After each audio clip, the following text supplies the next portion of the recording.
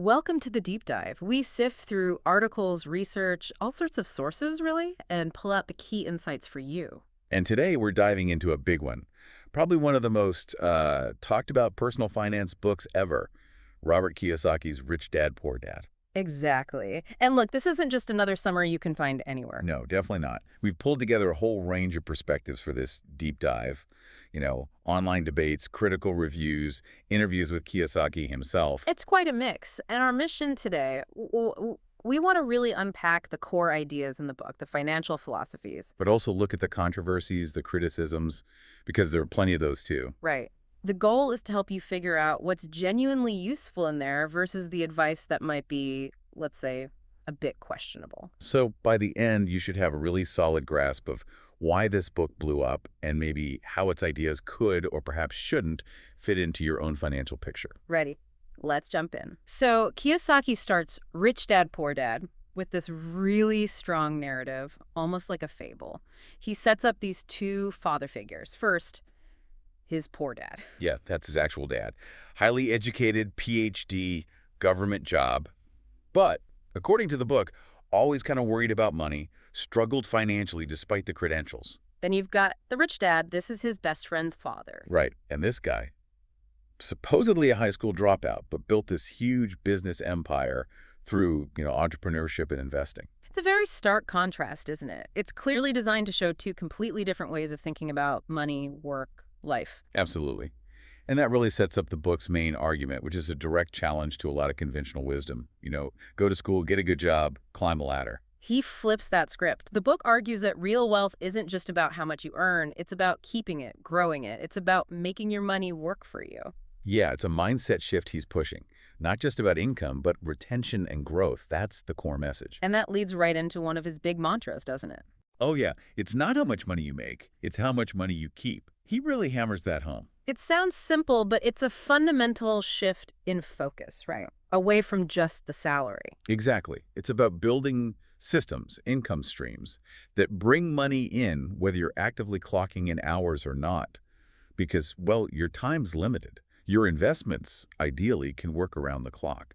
That's the insight, really. And he connects this directly to education, or rather what he sees as a lack of financial education. He's pretty critical of the traditional school system, argues it teaches you how to be a good employee, maybe, but not how to manage money or build wealth. So you can end up with people who are, doctors, lawyers, very successful professionally. But still financially, in his words, illiterate. Yeah. Still living paycheck to paycheck, maybe. He uses this analogy, the Empire State Building one. Can you remind us of that? Right. He says if you want to build something huge like the Empire State Building, you need a massive, deep foundation first. But if you're just building a little suburban house, then, a simple 6-inch concrete slab might do. And his point is that too many people are trying to build financial skyscrapers on that tiny little slab. They haven't built the foundation. Exactly. And that foundation, for him, is financial intelligence. That's what solves problems, creates money. Because as he says, money without financial intelligence is money soon gone. It definitely makes you pause and think about what kind of financial foundation you're building. For sure. And because the financial world changes so fast, that foundation needs constant work. Which is where his emphasis on lifelong learning comes in. Yeah, constantly learning, adapting, having that growth mindset. You can't just learn about money once and be done. It's an ongoing thing. Financial education isn't like a course you finish. It's a continuous process. Okay, so building on that foundation, that mindset, he introduces this idea of the rat race. What exactly does he mean by that? The rat race, it's his picture of that endless loop. You work hard, you get paid, but the money just flows right back out again. Bills, debt, maybe some spending. And there's nothing left over to actually build wealth, to get ahead. Right. And it often gets worse as you earn more because of lifestyle inflation. You get a raise, you spend more, you're still stuck on the hamster wheel, just maybe a slightly fancier wheel. And he argues it's driven by really basic emotions. Yeah, fear and greed, essentially. Fear of not having enough, losing your job, not paying bills. And then desire or greed for the nicer car, the bigger house, the stuff. And these emotions keep people trapped, working for money, instead of having money work for them. He makes a really strong point that just getting more money doesn't fix the underlying problem if the habits are bad. Oh, definitely. He talks about lottery winners, even high-paid professionals who get a windfall and just burn through it, sometimes end up worse off. Because the spending patterns, the lack of financial literacy, it's still there. Money just magnifies what you're already doing. Exactly. Which is why your habits, your mindset, are actually more critical than just the income figure. That's a huge takeaway. And this leads to his advice about managing those emotions, right? Not letting fear dominate. Yeah, he says, winners are not afraid of losing, but losers are.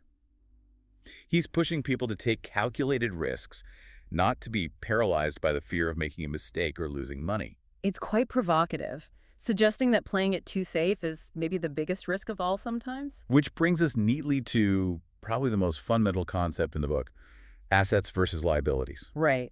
His rule, #1, you have to know the difference. But his definitions are maybe a bit different from standard accounting, aren't they? They're very focused on cash flow. Very. So for Kiyosaki, an asset is simple, something that puts money in your pocket. Like what? Give us some examples. Okay, so rental properties that generate income, stocks that pay dividends, bonds, maybe royalties from a book or music. The things actively producing cash for you. Got it. So active income generation. Yeah. And a liability. A liability is something that takes money out of your pocket. Okay, so things like, Your mortgage on the house you live in, car payments, credit card debt, student loans, stuff that costs you money month after month. and this is where his most famous or infamous point comes in, right? About your house. Exactly. He argues that your primary residence, the home you live in, is often a liability, not an asset. Because, Because it constantly drains cash. Mortgage, property taxes, insurance, repairs, maintenance. It's taking money out, not putting it in. which flies in the face of the house, is your biggest asset idea that so many people believe. It's really controversial. Hugely. But within his specific cash flow framework, you can see the logic. It forces you to look at where your money is actually going. And he uses this asset liability distinction to show different cash flow patterns. Yeah. He says the poor basically have income that goes straight out to expenses. The middle class. Yeah. They tend to buy liabilities that they think are assets, like maybe that bigger house, the nicer car, leading to more debt. But the rich, or those following the rich dad path, They focus on buying assets, things that generate income. And that income buys more assets, creating this positive feedback loop. Their money starts making more money. so it's really about the direction of cash flow, independent of your job. That's the key to freedom in his view. Precisely. It's not just about earning, it's about owning things that earn for you. Okay, so if we understand that asset liability difference, how does he suggest we actually go about acquiring those assets? His view on debt is interesting. Yeah, definitely unconventional. He talks about good debt versus bad debt. The bad debt is pretty straightforward, right? High interest consumer debt, credit cards. Right, the stuff that just bleeds you dry. Yeah. But good debt, in his world, is debt you take on specifically to buy an income-producing asset. It's leverage. Like using a loan to buy a rental property that generates more income than the loan costs. Exactly. He even tells that story about using a credit card, which sounds crazy, for the down payment on his first property in Hawaii. Wow, okay, that's definitely using leverage creatively, maybe riskily. Oh, absolutely risky if you don't know what you're doing. But it shows his philosophy. Debt isn't inherently evil. It can be a tool if used strategically to acquire assets that pay for themselves and more. So not all debt is bad debt. That's the takeaway. Strategically used debt can accelerate wealth building. And real estate is obviously huge for him. Oh, yeah. It's foundational to his strategy. He strongly advocates for rental properties, focusing on the cash flow they generate and long-term appreciation. He explicitly says it's the cornerstone of his and his wife Kim's wealth. But he doesn't just talk about traditional assets like real estate and stocks, does he? He has strong opinions on money itself. Right. He's famous for saying things like cash is trash or calling government-issued money fake money.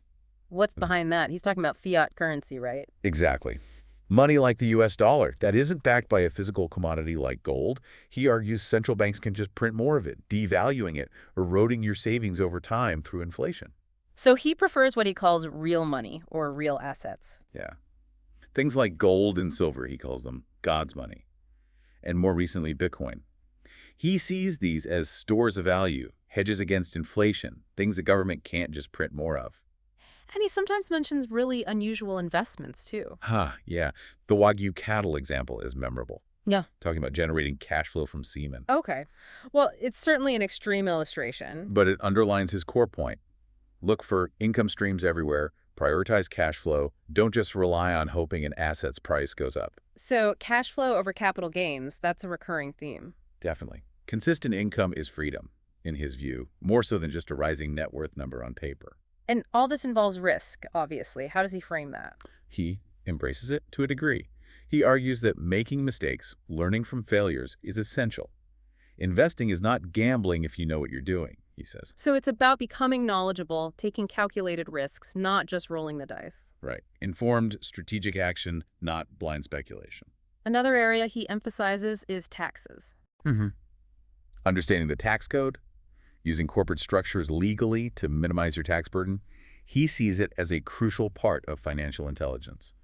Not tax evasion, but smart legal tax strategy. And you can't really do all this alone, can you? No, he's big on building a team. Mentors, advisors, accountants, attorneys, people who know more than you in specific areas. He talks about learning from his rich dad's network. So surround yourself with expertise. Absolutely. You don't need to be the expert in everything, but you need access to the expertise. Okay, but let's be real. This book and Kiyosaki himself, they attract a lot of criticism. Let's get into that. For sure. Probably the biggest one is the question of whether Rich Dad even existed. Right.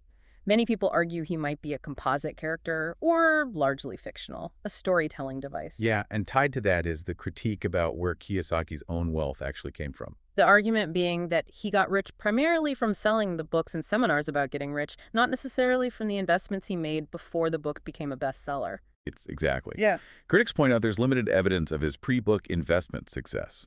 And his company, Rich Global LLC, did file for bankruptcy in 2012. That gets brought up a lot. That's significant. And some of the specific investment advice in the book or things he's promoted elsewhere have been heavily criticized too. Oh, yeah. Things like investing in penny stocks or IPOs without much caution, suggesting people join MLM schemes, multi-level marketing, just to learn sales skills. Critics call that terrible advice. The advice on foreclosed homes, too, that's very market dependent, isn't it? Totally. And investing in things like high-interest tax loans, buying debt on overdue property taxes. That's complex, risky, not for beginners. He was even accused of promoting a company later labeled a pyramid scheme. So the specific how-to can be problematic. Definitely. And the takeaway there is you absolutely have to do your own research, understand the risks, and know that what worked in one market cycle or for one person with specific connections might not work for you. Context is everything, especially with leverage. There are also reports about his own debt levels, right? Saying he owes huge amounts. Yeah, you see figures like $1 billion in debt. Now, he'd likely frame that as good debt leverage used against assets, but it certainly highlights the potential scale and risk of his strategies. And the tone of the book itself puts some people off. Some find him smug or even contemptuous towards people struggling financially, including his own poor dad, who he sometimes portrays as, well, not very bright when it comes to money. That can definitely rub people the wrong way. And while the simplicity is part of the appeal, critics also say it's too simple, too vague. It gets you fired up, maybe, but doesn't give you concrete, actionable steps. You're left excited, but kind of wondering, okay, now what? The leverage point, too, it's powerful, but dangerous. Extremely. As critics say, it can make you rich faster, sure, but it can also lead to bankruptcy just as fast. It's a double-edged sword, and maybe the book doesn't emphasize the sword part enough for some. It's also worth mentioning his broader views, which are often quite controversial and outspoken. Right. He talks a lot about macroeconomics, politics, very critical of central banks, money printing, sometimes calls academics idiots. His views are strong and definitely part of the whole Kiyosaki package. And just to be clear for everyone listening, we're reporting on these views from our sources, not endorsing them. Absolutely. It's part of understanding the author and the context around the book. But despite all these criticisms, and there are many, the book remains incredibly popular. Yeah. How did it get so big? Well, getting featured by Oprah Winfrey was obviously huge, and it was distributed through networks like Amway early on, which gave it massive reach. It sort of became this cult classic, didn't it? An easy entry point for people wanting a different perspective on money. Yeah, an easy read, often the first personal finance book someone picks up, though some argue it's not in the same league as, say, Think and Grow Rich. So when you boil it all down, what's the lasting impact? It's complex, Yeah. because even with all the valid criticisms, you still find countless people who say Rich Dad, Poor Dad genuinely changed their lives. How so? They say it fundamentally shifted their mindset about money, work, and investing. It got them thinking about assets versus liabilities for the first time, maybe motivated them to start investing or learn more. So even if the specific advice is debated, the core mindset shift can be powerful. Exactly. For many, it served as that crucial first step, an introduction that sparked their interest in financial education, even if they later moved on to more nuanced sources. The insight there is maybe that even flawed inspiration can be valuable if you use it as a starting point for critical thinking. Okay, so we've really covered a lot of ground here. The core ideas, the strategies, the very significant criticisms. It's truly a paradox, this book. It really is. Yeah. Widely loved for its motivation, the way it makes you rethink things, Yeah. yet heavily and often fairly criticized for the details, the author's history. And I think this whole discussion just underscores how vital financial education is, but also how critical thinking is within that education. You can't just blindly follow any guru, right? Absolutely not. You have to filter everything through your own situation, your own goals, your own risk tolerance, especially when the advice comes from someone who also profits from selling that advice. Which brings us to our final thought for you, the listener. Given that even a book as massively impactful as Rich Dad, Poor Dad can be both a catalyst for positive change and a source of potentially risky advice, how will you approach financial information? How will you practice that self-reflection to sort the enduring wisdom from the hype? And maybe what piece of common sense financial advice that you currently hold might be worth challenging on your journey?